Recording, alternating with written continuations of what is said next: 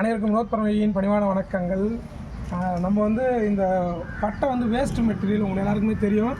இதில் வந்து நம்ம கூட பின்னி நம்ம ஓன் யூஸ்க்கு, அதாவது பயன்பாட்டுக்கு நம்ம பயன்படுத்துகிறோம். சம்மர் வெக்கேஷனு அக்கா வீட்டுக்கு வந்துருந்தேன், என் பாப்பா பசங்களாம் வந்திருக்காங்க அப்படின்ட்டு. மொதல் வந்து என்னுடைய பாப்பா பசங்க என்னுடைய குழந்தைங்க அவங்களாம் என்ன பண்ணுறோம் அப்படின்னா, இதில் கூட பின்னுறதுடைய மெத்தடாலஜியை சொல்லித்தரேன்.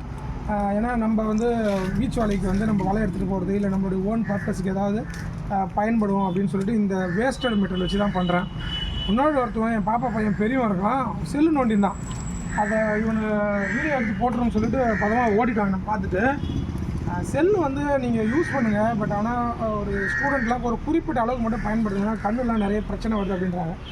அதனால தான் நான் என்ன பண்ணிட்டேன் அப்படின்னா, இந்த மாதிரி கிராஃப்டோட மெட்டீரியலை கொஞ்சம் டீச் பண்ணுறேன் இவங்களுக்கு எப்படின்ட்டு. இது வந்து வேஸ்டட் மெட்டீரியல் தான், எங்கன்னா குப்பையில் கிடக்கும். பேரண்ட் இருக்கீங்க அப்படின்னா குப்பை அப்படின்னு சொல்லிட்டுலாம் பார்க்காதீங்க. அதுலேருந்து என்ன மாதிரியான மெட்டீரியல் நம்ம தயார் பண்ணலாம், ஸோ அதில் நம்ம என்ன வந்து டீச் பண்ணலாம் அப்படின்ட்டு உங்கள் வீட்டில் இருக்கக்கூடிய குழந்தைங்களுக்கு சொல்லித்தாங்க.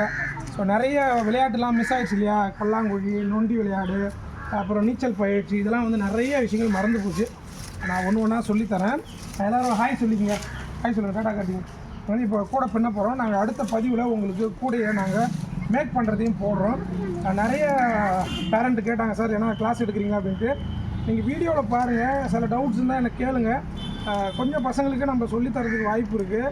ஏன்னா நம்ம கிளாஸாக வச்சு கண்டக்ட் பண்ண முடியாது, கொஞ்சம் நம்ம பிஸி ஒர்க்கில் இருக்கிறதுனால இதை எப்படி பண்ணுறதுன்னு சொல்லித்தரேன். நீங்கள் ஏதாவது பட்டை வீட்டில் ஏதாவது கிராஃப்ட் பட்டை கடந்துன்னா சும்மா கற்றுக் கொடுங்க, பார்த்து எப்படி பண்ணுறேன் அப்படின்ட்டு.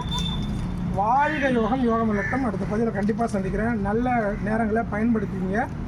குழந்தைங்களுக்கு நல்ல ஒரு மூளை வளர்ச்சிக்கு இந்த மாதிரியான விஷயங்களை சொல்லித்தாங்க. சம்மரில் நிறைய கிளாஸ்லாம் இருக்கும், அதெல்லாம் கொண்டு போய் இந்த மாதிரி கிராஃப்ட் ஒர்க்லாம் சொல்லித்தரதுக்கு முயற்சி பண்ணுவேன். நன்றி.